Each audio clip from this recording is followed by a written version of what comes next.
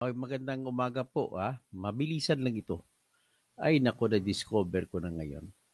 May lumabas po na listahan ah, ng mga congressman na nakatanggap ng AKAP benefits.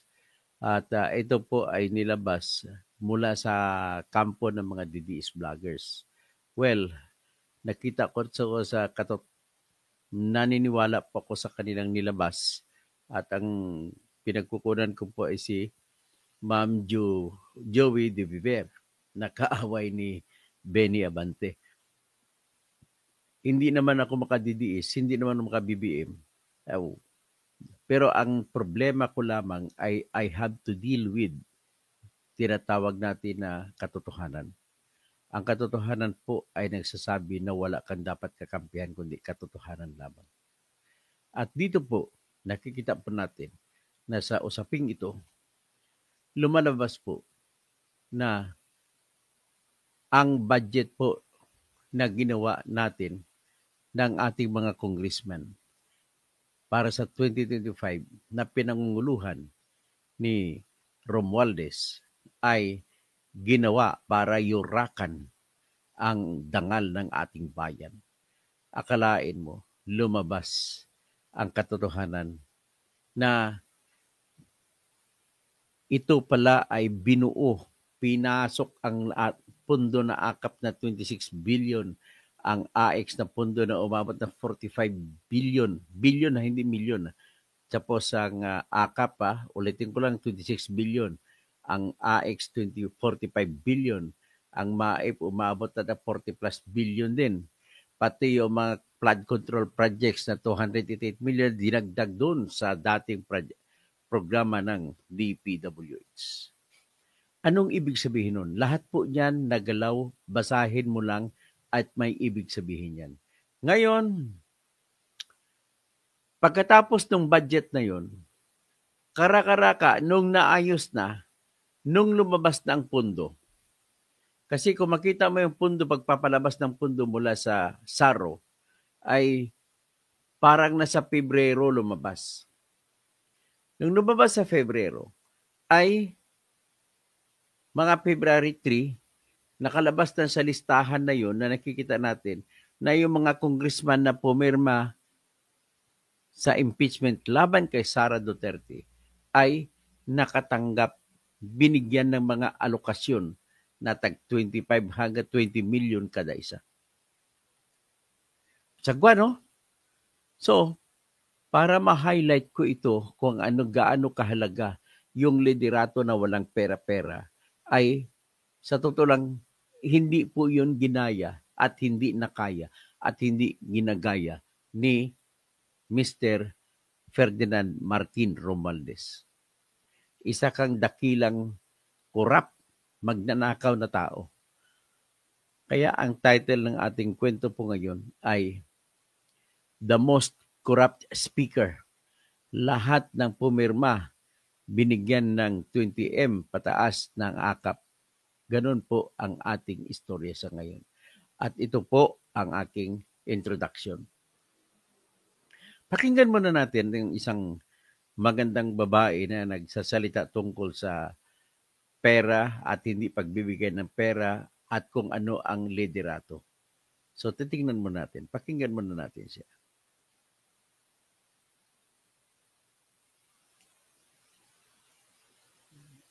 Kayang magsilbi kahit walang nilalabas na pera. Yan ang pinakamahusay na leader. Leadership is not about how much you give financially. It's about how much you give of yourself. Maraming tao ang iniisip na ang mahusay na leader ay base sa kung gaano karaming pera ang kaya mong ilabas. Pero yung totoo, ang tunay na leader can be of service. Gamit ang puso, diskarte, at malasakit lang. Ang mahusay na leader ay kayang mag-inspire ng tao na magtulungan kahit walang malaking budget.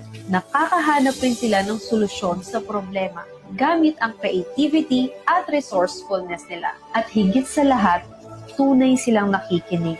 Hindi lang sa mga material na pangangailangan, kundi sa emotional and mental well-being ng kanyang team. True leader doesn't need money to lead. Hindi ito sukatan sa kayamanan, kundi sa kung paano mo ginagampanan ang responsibilidad mo. Ayan Ngayon, having said that, may papakita ko sa inyong ebidensya ng listahan na kung saan ang mga pangalan ng mga congressman na lahat ay nakatanggap, may binigay na pondo na akap.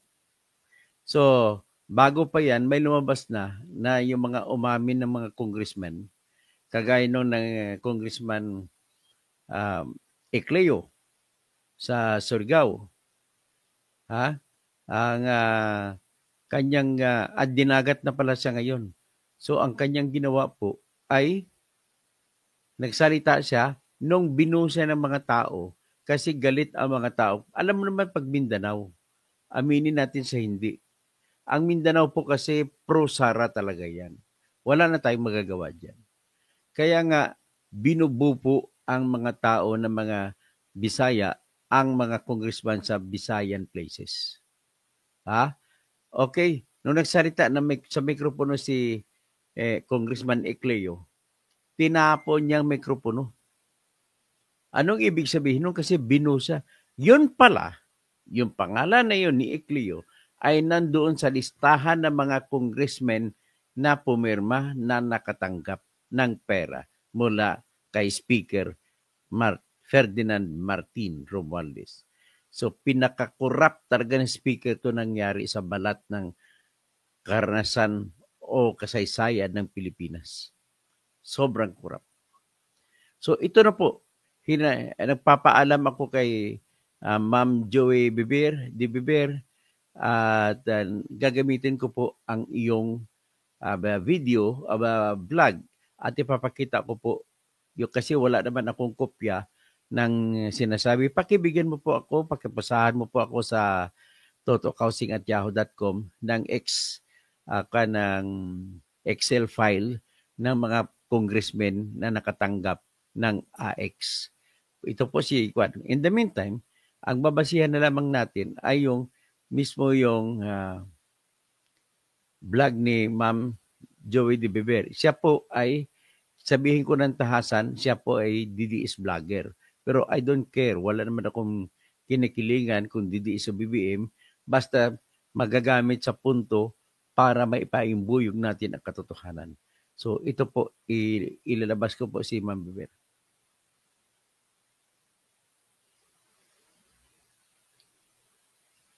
So makita niyo si Ma'am Biber. Yan po yung kanyang vlog. Ito pong nakita ninyo, ito po yung listahan ng mga congressmen na nakatanggap noong February 3 ng pundo ng akap na 25 million. At sila po, nagkakataon naman ay sila ay mga pumirma sa impeachment ni Sara Duterte. So, umpisahan po natin ang salaysay ni Ma'am Biber.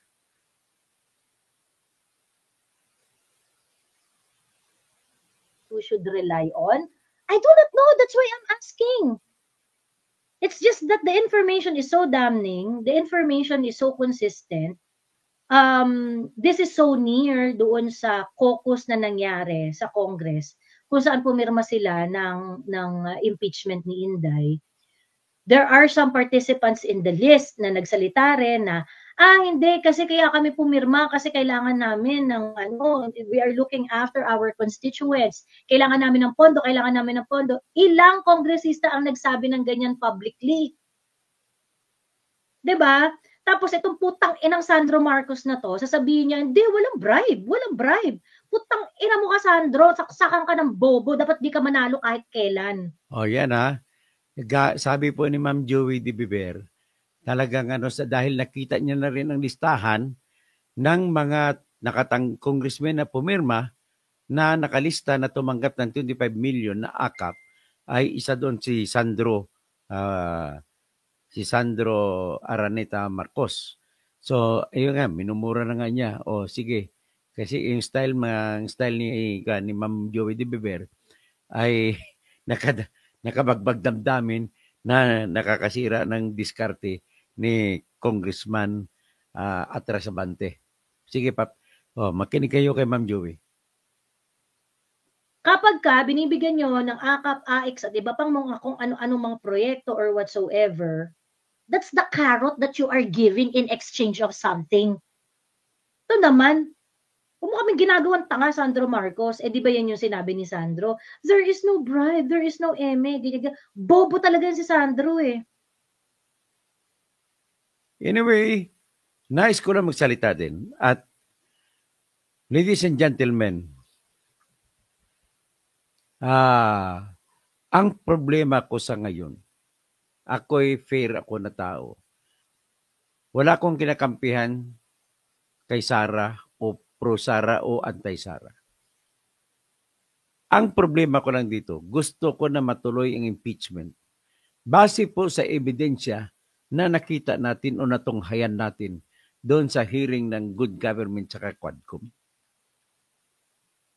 Kung ako tanungin nyo, nakatutok ang aking utak at mata doon sa mga nilabas na mga resibo na tungkol gastos ko noon sa confidential fund na una 125 million at pangalawa yung 500 million na confidential fund sa Vice President at yung 150 million na confidential fund sa Department of Education. So ang aking puntos lang dito ay nabitin tayo ron. Unang concern ko, nabitin tayo ron. Bakit? Hanggang doon na lang tayo sa mga resibo. Nakita natin na may resibo ng mga Mary Grace Piatos. Nagiging tampulan pa nga ng mga biroan yan. At mayroong mga Kukoy Villamin. At mahigit 1,000 na pangalan na nakalagay doon sa mga resibo kuno para sa confidential fund na magpapatunay sana na yung mga taong yun ay nakatanggap ng pera mula sa confidential fund ay hindi nabigyan ng tamang konklusyon. Walang closure, kumbaga. Ang nangyari kasi, nang tinanong na yung tinatawag na special disbursing officers, ay tahasan nilang sinabi na yung lahat ng pera na hinawakan nila at binigay ay binigay nila kay Colonel Nolasco at Colonel Lachica. Hanggang doon na lang, sinisisi ko itong Good Government Committee ni Mr. Joel Chua, Attorney Joel Chua. Bakit hindi sila nagtanong doon sa mga colonel na yun kung saan nila dinala ang pera? Ang kanilang sagot ay hindi na nila, hinayaan na lang daw nila ang armed forces sa pag-imbestiga sa kanilang tao kung saan nila dinala. Ganun po ang katotohanan. So bakit? Ito, kung tinutukoy natin na sikreto ang confidential fund, unang tanong, nag-argumento kayo at pinilit niyo na buksan ang mga resibo na supposedly dapat nag-executive session kayo para hindi makita ng mga kaaway ng bayan. Hindi malalaman ng mga kaaway ng bayan ang mga galaw ng mga impormasyon, ang mga pangangarap na impormasyon, sakasakali mang totoo man yun. Siyempre, kung wala tayong ebidensya kung hindi man totoo, in the meantime, titingnan muna natin na totoo yun. Maliban na lamang kung meron tayong makikitang ebidensya na nagpapakita na hindi totoo yun. Katawa-tawa. Nakita natin, pati ako natawa, ang mga resibo na binigay, inatanggap ko noon ni Mary Grace Piatos na hindi ako naniniwala na iyon ay pangalan ng tao, kundi pangalan ng restaurant at chichirya na pinagdugtong. Ngayon, sinabi ni Panfilo Ping Lacson, ginagamit naman talaga yan yung tinatawag na alias na mga pangalan para sa kaisipan na itago ang pangalan ng totoong taong totoong taong tumanggap. Pero sabi niya, mayroon niyang dapat nakalagay sa sealed envelope yan. na nakalagay doon yung proyekto na pagdating ng araw na wala ng delikado ay bubuksan ng COA. So sa nangyari dito, imbis na COA ang magbubukas, ang Kongreso ang nagbubukas. Marami naman po sa totoo lang, katotohanan naman, sino bang may confidential fund? Number 1, si BBM. 4.625 billion pesos. 4,625 million pesos ang kanyang confidential fund. Walang nag-imbestiga. Yung mga hepe ng Philippine National Police, malaki ang kanilang confidential fund. Walang inimbestigahan. Yung Department of Justice ay may confidential fund. Walang inimbestigahan. Yung Philippine Coast Guard na lumanlaban sa China, may intelligence fund. Walang inimbestigahan. Yung Bureau of Fisheries and Aquatic Resources na ginagamit nila parang paramilitary sa pag-counter sa China ay may confidential fund. Walang inimbestigahan. Yung Philippine Army ay may confidential fund. Walang inimbestigahan. So, dito po, kung naging fair sana tayo, ay wala pong paghati-hati ang bayan natin.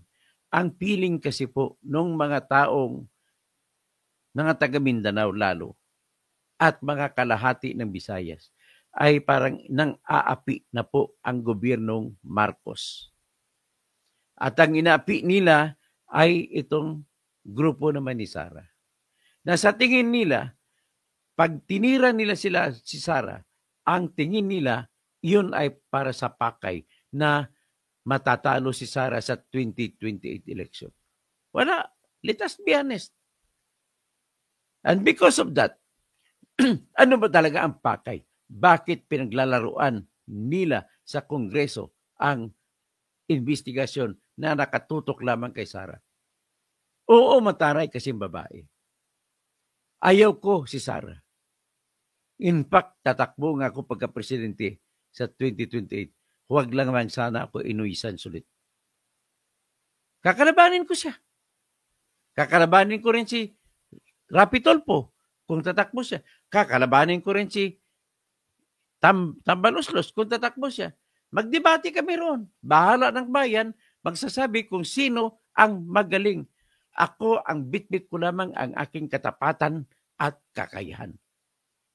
Yan po ang aking nakikita rito. From the start, nawala yung suporta ko sa kanilang ginagawa na i-impeach si Sara. Pero mas gusto ko pa rin matuloy ang impeachment para makikita ang lahat ng katotohanan na binibigyan lang lamang ng pera na akap ang mga pumirma. Gusto ko matuloy ang impeachment para mabisto sila lahat. Diba, Ma'am Joey Di Biber? Suportahan natin ang impeachment para magkaalam-alaman na lahat. Hindi naman ako naniniwala na magpapatira lang ito si Sara. Ang gagaling ng mga abogado niya. Sigurado ako tumbok yan. Sigurado ako lalabas ang lahat ng mga congressman na tumanggap ng tinatawag na AKAP at AX at mga flood control projects. Yun pala ang dahilan. Kaya pala binalibag nila ang budget na masamang masama at pumayag naman si Bongbong Marcos nang ibig sabihin ay siya ay kasama sa sindikato na walang ibang agenda na nakikita kundi kung tumbahin lamang ang kanilang kaaway. Paano naman ang mga totoong tao dito? Very clear, very clear.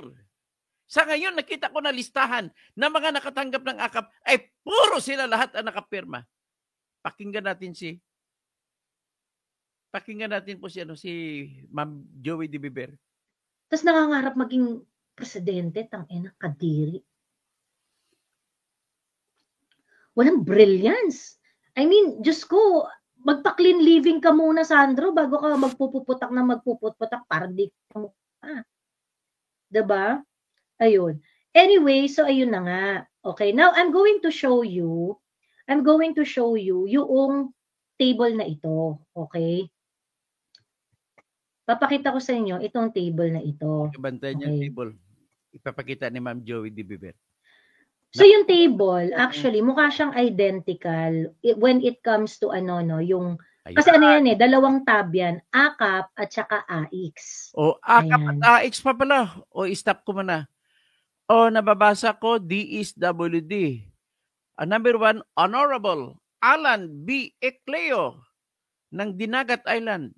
Nakalagay, 25 million pesos budget. Para saan ito? Endorsed para sa kanya.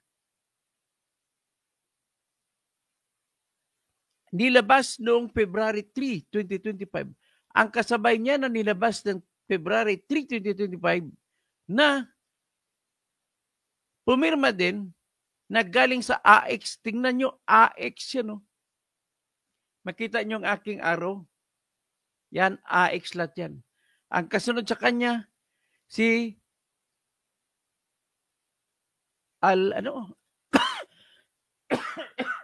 Alvilito Alvil Bascog. Hindi ko alam kung saan congressman to.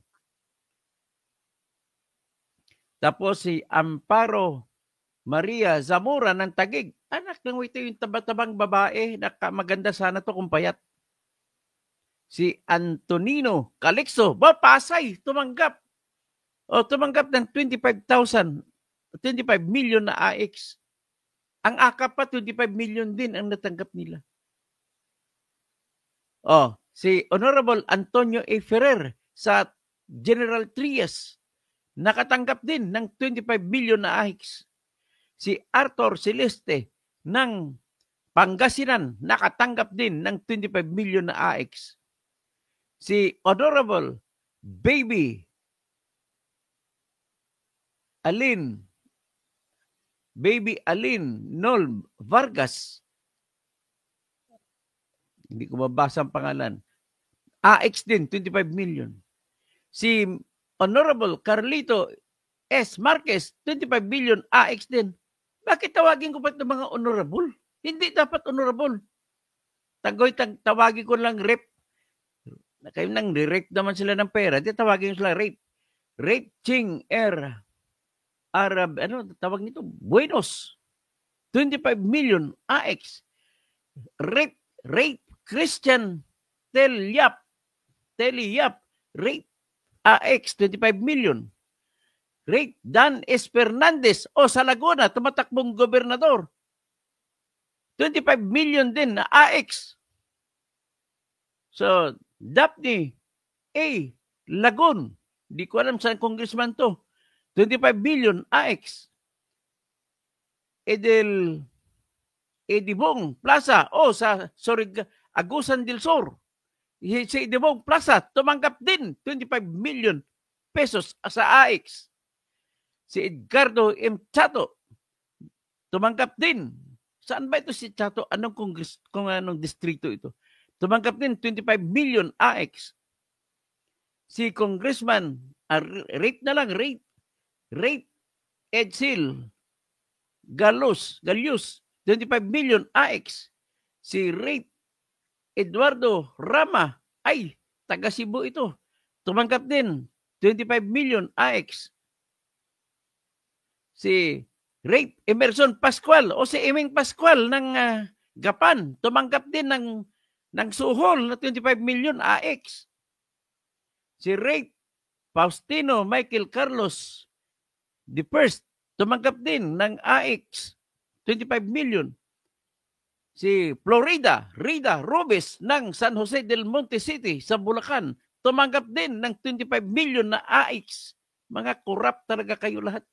Si Franz Pumarin na basketball player na paborito ko noon na coach sa Lasal, ay tumanggap din. Siya ngayon ay congressman sa Quezon City. Tumanggap din ng 25 million na AX. Huwag nyo na iboto mga ito. Si James Jojo Ang Jr. tumanggap din. Hindi ko alam sa distrito ito. Sino pa ito? Si Jocelyn Lim Kai Chong. Saan ba ito? Sa Negros ba ito? tumanggap din o sa Kwansya sa Mindoro. 25 million AX. Si John Tracy F. Cagas, taga Davao del Sur, tumanggap din, kaya pala pumirma. Tapos si Jose Bong Tebes, o taga Bicol ito na Tebes, hindi yung Tebes na killer. Tumanggap din ng 25 million. Si Jose Manuel Alba, tumanggap din 25 million na AX. Hay, nako, dito sa kabila si Alejandro Ruperto Ambil, Patricia Ann Plaza, Princess Cleope, Ross Edward Kundangan, Martin Nicolo Ferrer, Mary Angel Lynn Herrera, pati si BHF, si Igan, nako, sino tong pangalan ni Herrera nito? Kaibigan ko to, na-meet ko to eh. Si Arador Enrico Araw, nakatanggap din. Si Mr. Carolina Marquez, nakatanggap din. Daryl, nagpangalan to? Kaluwag o Kuluwag, hindi ko may basa. Si Calvin Patrick Domingo, tumanggap din, mga rate din ito. Rate Michelle Feliciano, si Rate Manuelito Pacaldo, si Rate Jaibi Quinones, si Rate Jessica Gambol Shak, si Rate Christine Joy Lisol, si Rate Christopher Lambert Lance Quizon, si Rate Emiliano Alan Nakanami, ano pang nito? Cascos Colvela Jr., Edgardo Reyes, Ricardo de Guzman, Nico Pumarin, Maura Concepcion Mendoza, Norma Manuel, Jeb Bundang, Justin Marie Francis Tangbuan, si Nor Milgar, hindi ko mabasa. O pagpatuloy natin ang expose ni Ma'am Joey de Beber. Ayun. So, hanggang ano to? Well, dami. 132. 132 na. 132 daw na listahan. 132 na pirma. O 132, okay. Para sa 132 ito na pirma, sabi niya. Now, kung matatandaan ninyo, they only need 105 eh, 'di ba? 105 na signature. And they ended up 215. Ganon. And I think, ito nga sinasabi ko sa inyo nung una pa lang, tungkol dun sa impeachment ni Inday, matagal na nilang nakuha ang numbers. Sinabi ko yan eh, nilive ko yan in January. Nilive ko yan noong January na nakuha na ang boto. Okay? Nakuha na ang boto. Okay. Now, yung mga kongresista receiving AKAP and AIX allocation is something that is questionable. Independent doon sa whether or not ginamit itong pang-bribe para sa pagpirma sa impeachment ni Inday. Ayan. Okay?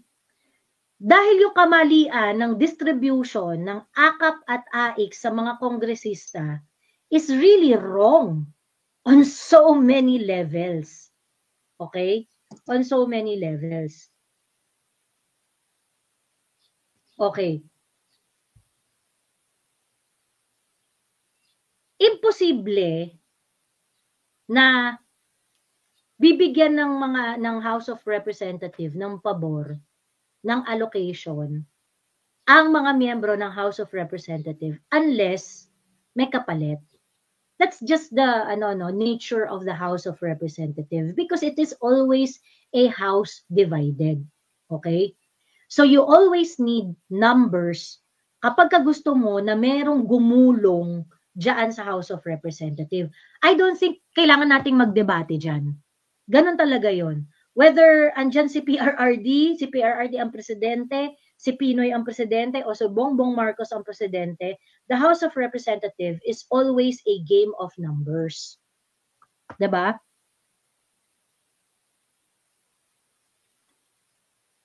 Nag-browse ako sa GC, nasa repair shop kasi ako paggawa ng kotse, sabi ni Politika at iba pa. Ayan. Ingat-ingat po. Ayan. Yung mga anak ni BBM, iba-ibang muka. Walang nakuha sa mukha ni BBM.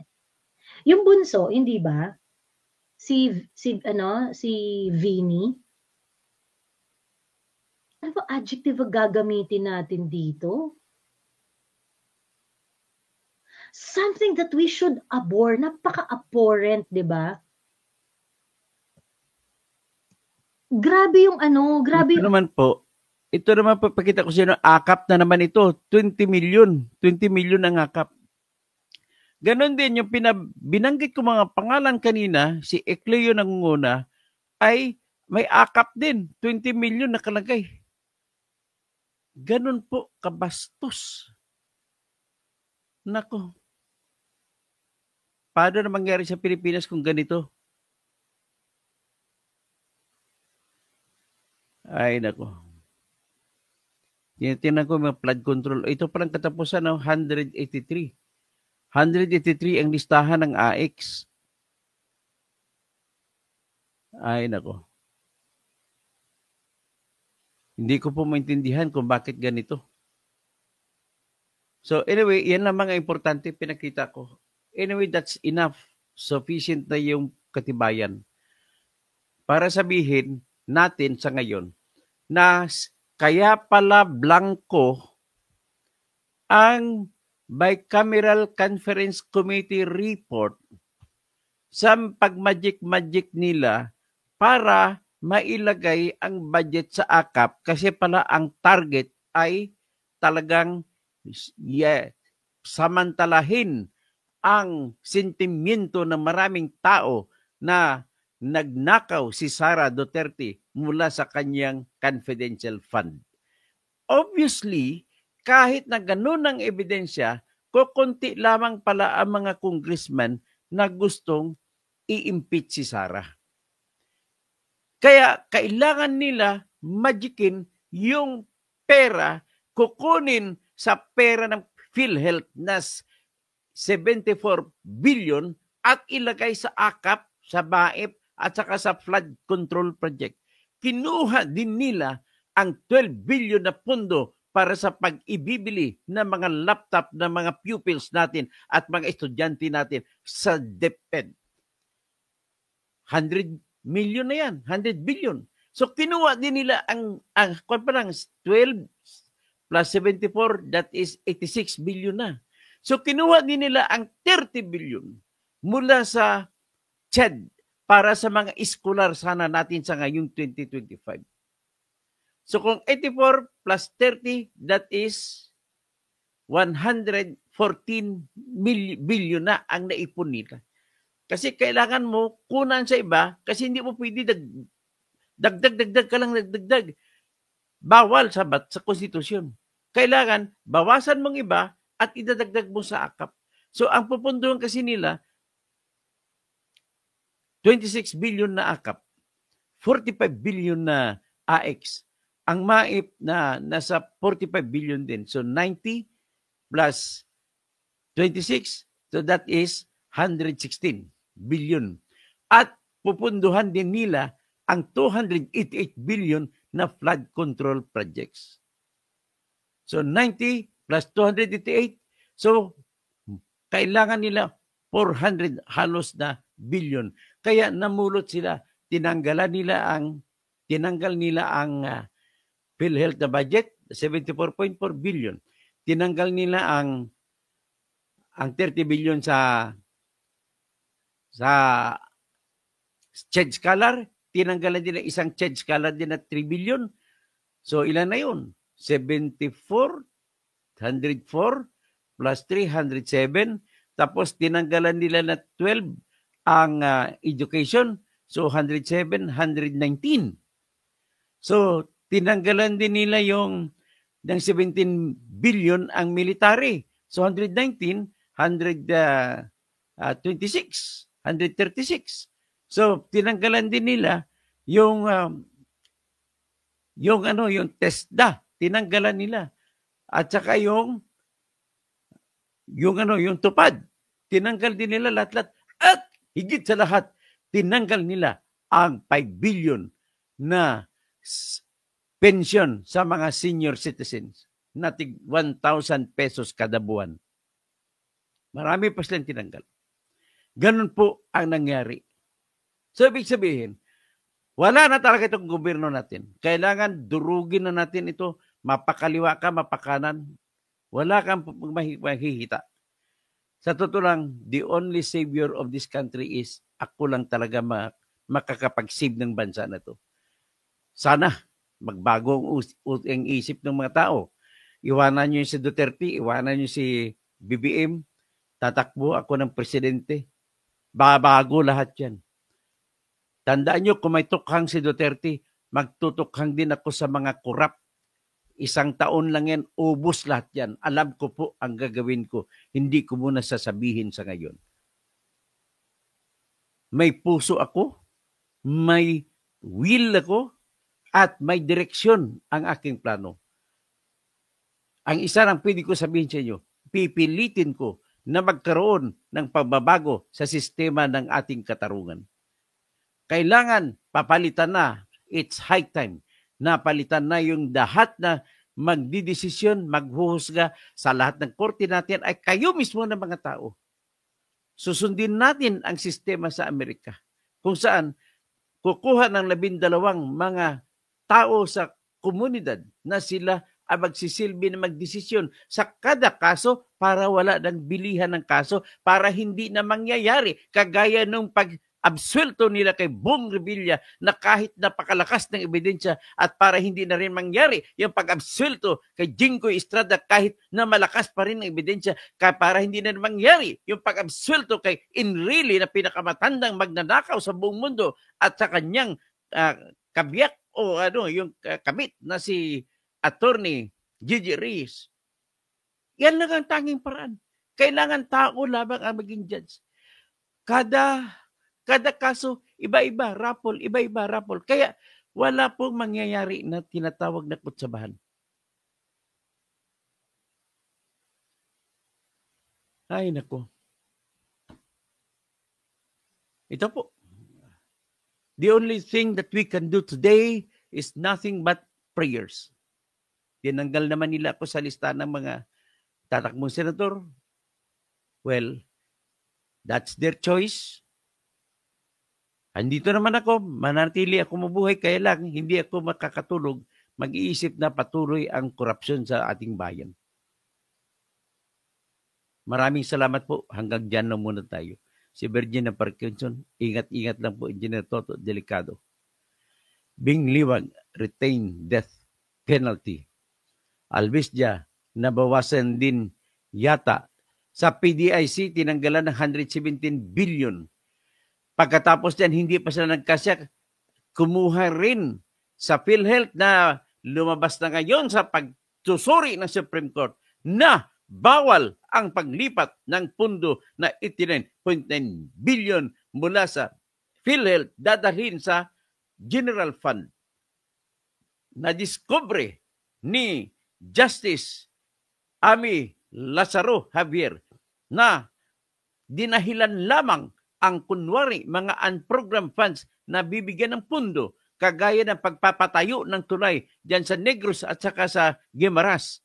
Yun pala may pundo na pala na binigay ang bangko galing sa South Korea. Tapos kukunan pa na pundo, kompleto ng pundo, 140 billion. Tapos kumuha pa rin ng pundo mula sa PhilHealth para kunwari ilalagay doon. Ganon kabastos itong pamahalaan ni Bongbong Marcos.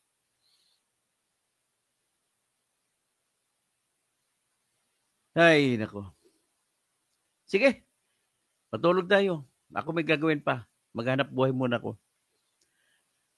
At Sir D, napakarami po pala talagang pera ang Pilipinas para mapunta lang sa health. Roy Bagamasbad, engineer, alamin natin kung mabigyan din ang mga hindi pumirma. Ay, hindi ko alam, malay mo, malamang hindi nabigyan yun. Virginia Parkinson, Lele, parang ledger ng mga sindikato. Ang ganda ng termo del syndicates ledger.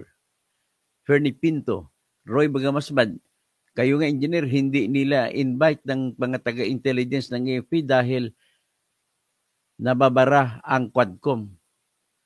Sasabihin ko na sa inyo, talagang sinadya pa pala nila na hindi ako imbitahan. Nalaman ko lang po. Hindi ko na sabihin kung sino nagsabi sa akin at kung anong dahilan bakit hindi ako inimbita sa bloggers hearing. At speaking of bloggers, nakakuha po sila ng action mula sa Supreme Court at inutusan ang TRICOM na sumagot. Bakit hindi nila sila bibigyan ng TRO at patigil ang kanilang investigasyon sa mga blogger? Kasi po ako, kahit mga kalaban kong mga blogger mga yan, I still love them because they are practicing what is sacred in our Constitution, and that is the sacredness of what we call as freedom of expression.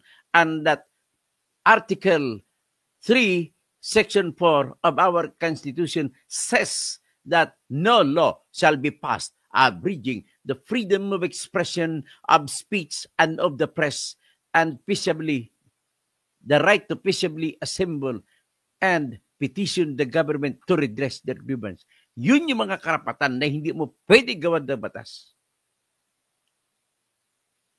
Okay? Bukas siguro mga kwento ako tungkol sa press freedom.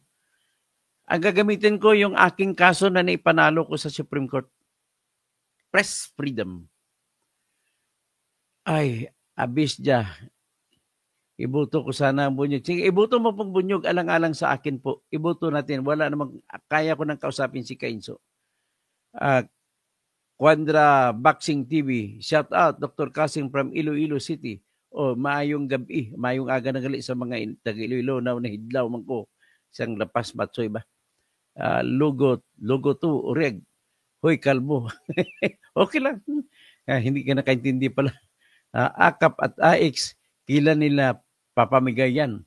Actually, napamigay na nila. Bawal ang mamigay sa ayuda kasi nakakuha na sila exemption sa eleksyon.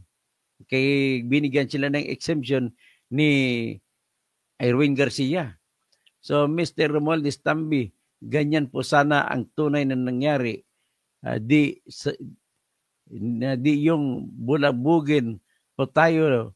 Sir, ingat lagi. God bless. Mr. Romualdez Tambi, salamat ulit sa dapat ginagay nyo si Enzo.